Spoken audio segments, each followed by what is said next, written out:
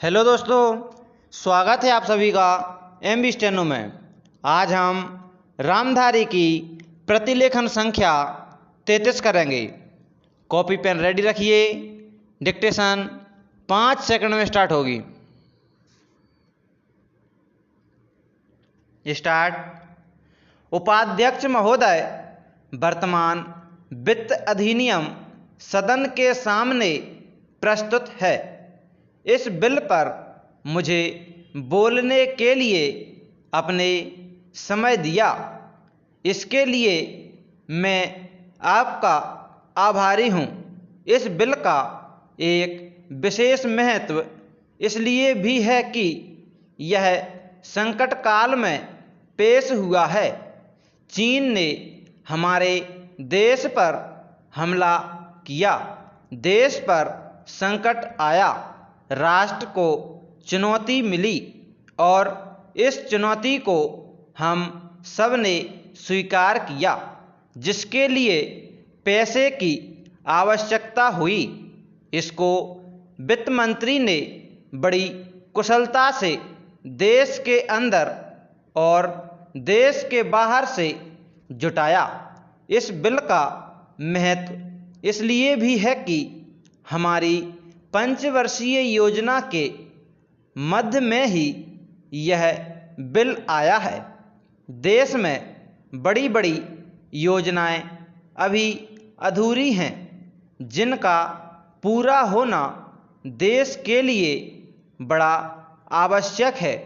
इसके लिए भी बहुत बड़ी धनराशि चाहिए।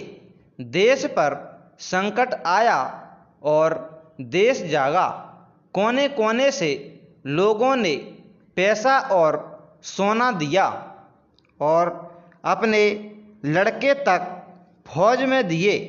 इस देश में किसानों और गरीबों का जो वर्ग है, उसने भी दिल खोलकर इसमें सहयोग दिया।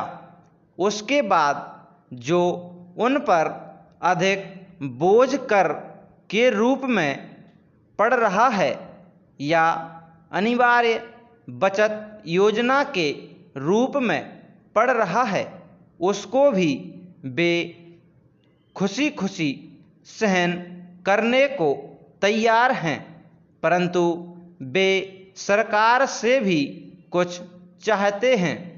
वे चाहते हैं कि उनकी जो गाढ़ी कमाई का पैसा है, खून पसीने का जो पैसा है, वह व्यर्थ के कार्यों में न जाए और उसका सदुपयोग हो।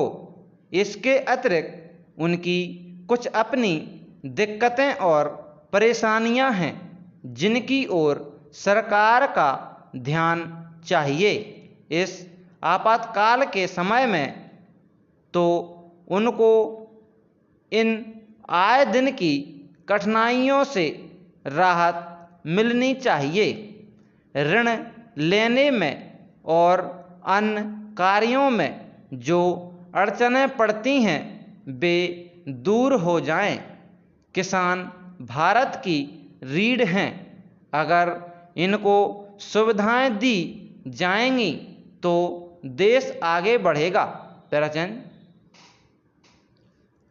आज जहां देश के साधारण लोगों ने इस सरकार का हाथ बटाया, वहां एक वर्ग ने, जो कि धनी वर्ग कहलाता है, अपने साधनों के अनुसार सरकार के सुरक्षा कार्यों में सहायता नहीं की।